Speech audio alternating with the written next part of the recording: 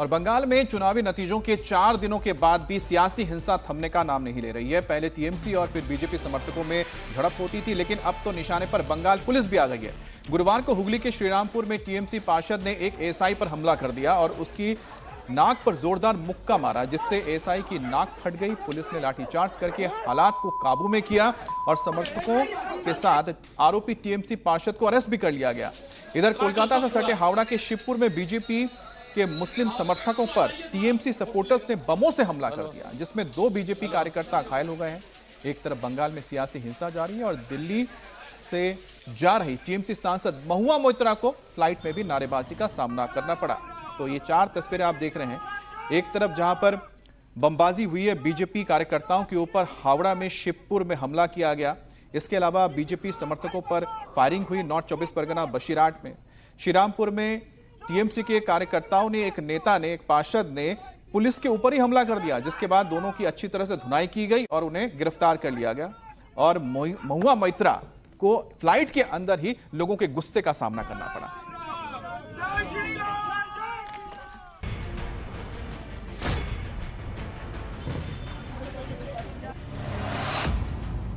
चुनाव के बाद बंगाल में तनाव, हिंसक हुई सियासी लड़ाई।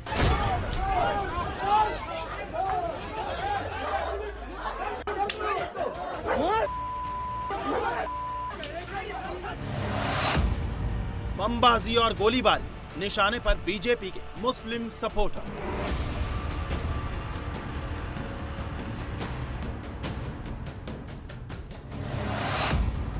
बंगाल विजय पर हंगामा जारी, महुआ की फ्लाइट में नारेबाजी।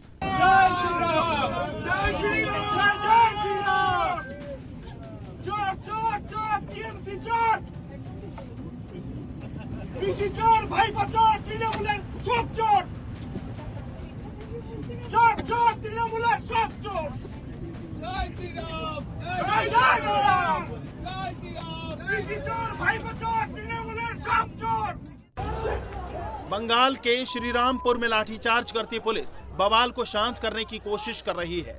आरोप है कि टीएमसी के जिस पार्षद और उसके समर्थकों की पिटाई की जा रही है, उन लोगों ने पुलिस और केंद्रीय सुरक्षा बलों की टीम पर हमला बोला है। पुलिस सूत्रों के मुताबिक श्रीरामपुर के टिन बाजार इलाके में एक आंगनवाड़ी सेंटर पर ताला लगा था। पुलिस ताला खोलने गई थी। श्रीरामपुर थाने के अधिकारियों के साथ सेंट्रल आर्मी के जवान भी थे।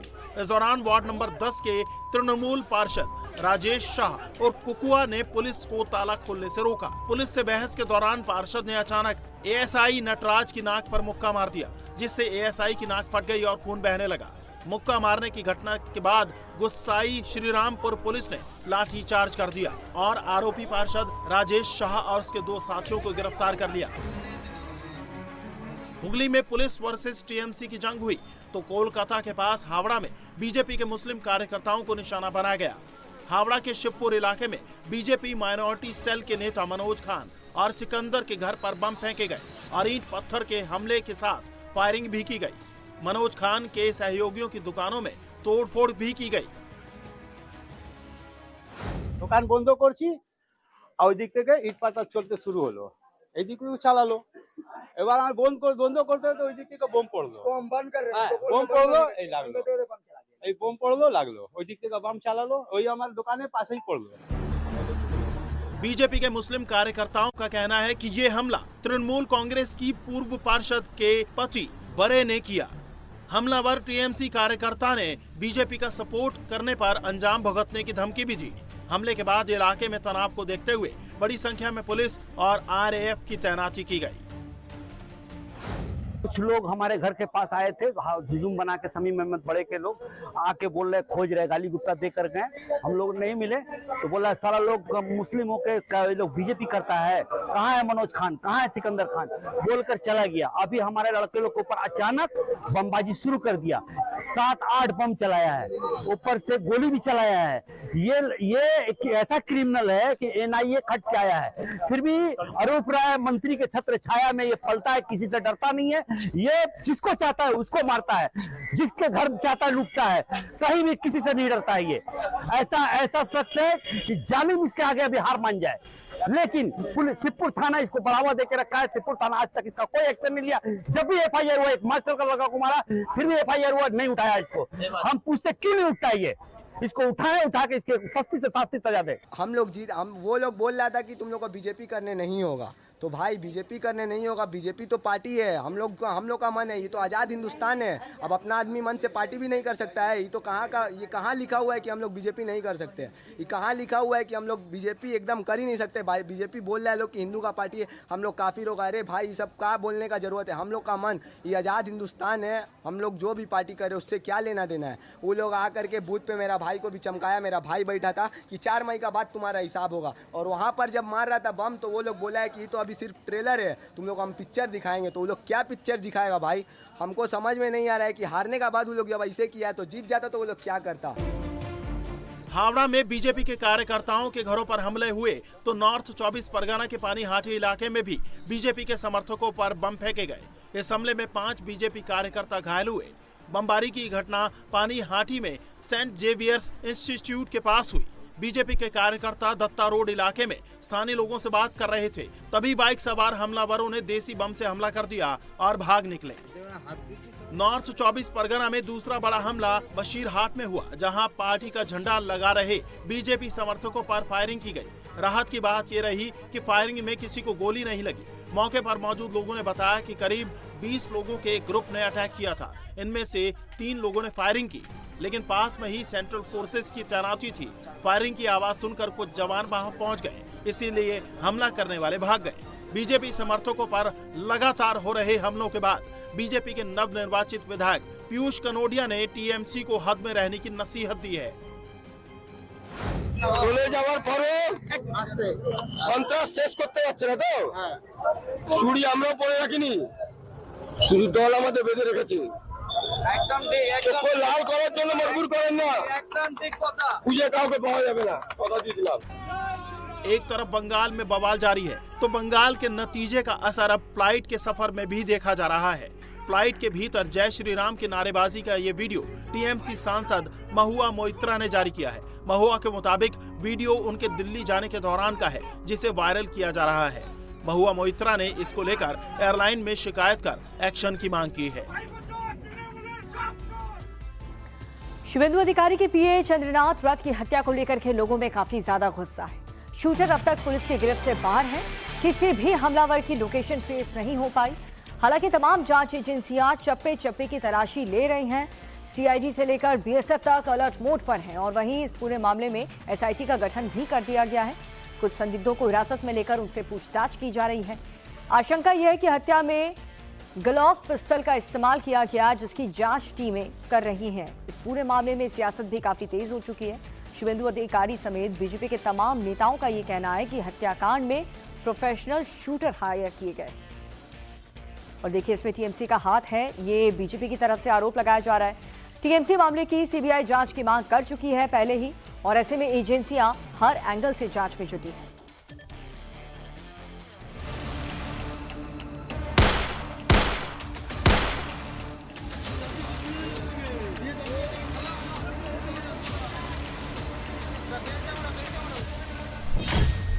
शुभेंदु अधिकारी के पीए चंद्रनाथ रथ के मर्डर को 36 घंटे का वक्त होने वाला है, लेकिन अभी भी जांच एजेंसियों के हाथ खाली है। मामले में एसआईटी का गठन किया गया है।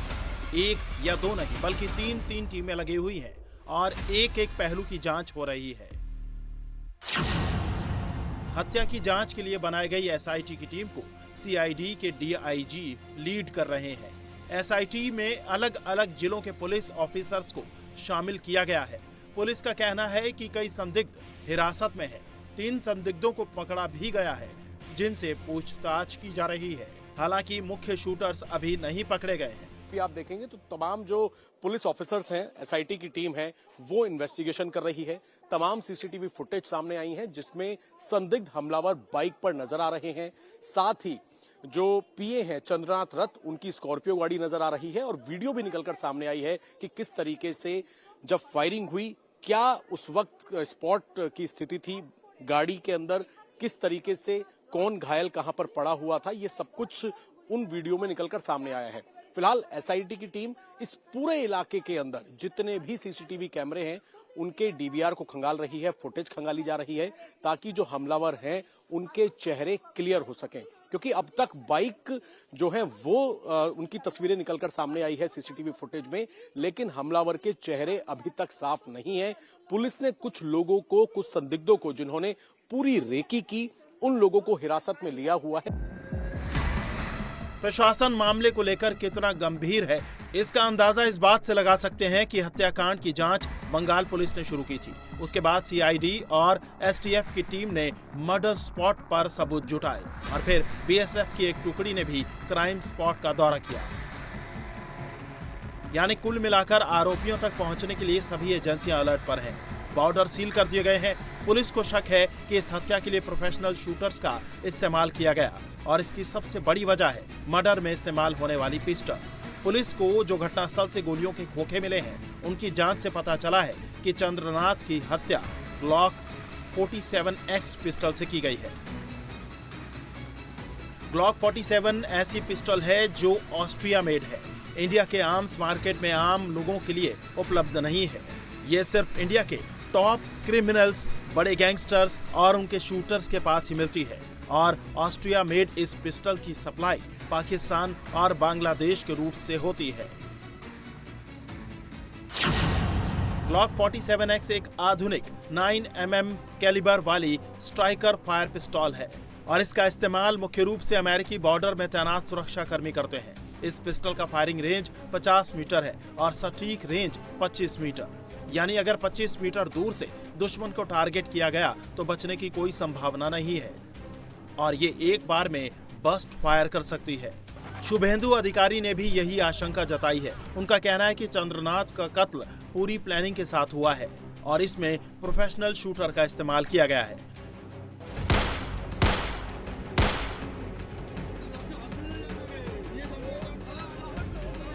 पुलिस ने बॉर्डर के इलाकों में निगरानी बढ़ा दी है क्योंकि शक है कि हत्यारे बॉर्डर क्रॉस करके बांग्लादेश भाग सकते हैं, इसीलिए बीएसएफ को भी अलर्ट किया गया है। पैरामिलिट्री फोर्स के अधिकारी भी नॉर्थ 24 परगना के उस स्पॉट पर पहुंचे जहां चंद्रनाथ रथ का मर्डर हुआ था। सारी एजेंसियां जांच में लगी हैं, लेकिन परिवार में कोहराम है। परिवार वालों का रो रो कर बुरा हाल है और वो न्याय की गुहार लगा रहा है। आरोप लगा रहा है कि ये सब टीएमसी ने करवाया है। শুভেন্দু বাবু মমতাকে হারিয়েছে, যার জন্য আমার মনে হয় এই প্রতিশোধ। আমিও একজন মা, আমি চাইবো না তাদের ফাঁসি হোক, কিন্তু যাবজ্জীবন কারাদণ্ড চাইছি। শাসক দলের যারা গরম গরম বক্তব্য দিয়েছিল যে 4 তারিখের পরে দিল্লির কোনো বাপ রক্ষা করতে পারবে না, সেটাই তারা দেখিয়ে দিল। আমার ছেলে যদি অ্যাক্সিডেন্টে কোনো অঘটন ঘটতো আমার মনে হয় এত কষ্ট হতো না। তাকে যেভাবে কষ্ট দিয়ে এতটাইরা মারলো, এটা পুরো তৃণমূলেরই সাজানো গল্প। लगातार सीसीटीवी कैमरों के फुटेज खंगाले जा रहे हैं। चंद्रनाथ की गाड़ी से जो फॉरेंसिक सबूत इकट्ठे किए गए हैं, उनके आधार पर जांच हो रही है। हालांकि पुलिस को मौके से जो गाड़ी मिली है उसकी नंबर प्लेट फर्जी निकली, चेसिस नंबर और इंजन नंबर को भी टैंपर किया गया। ऐसे में पुलिस के लिए हत्यारों तक पहुंचना एक बड़ा चैलेंज बना हुआ है। हालांकि जांच एजेंसियों का कहना है कि आरोपी जल्द गिरफ्त में होंगे, किसी को बख्शा नहीं जाएगा।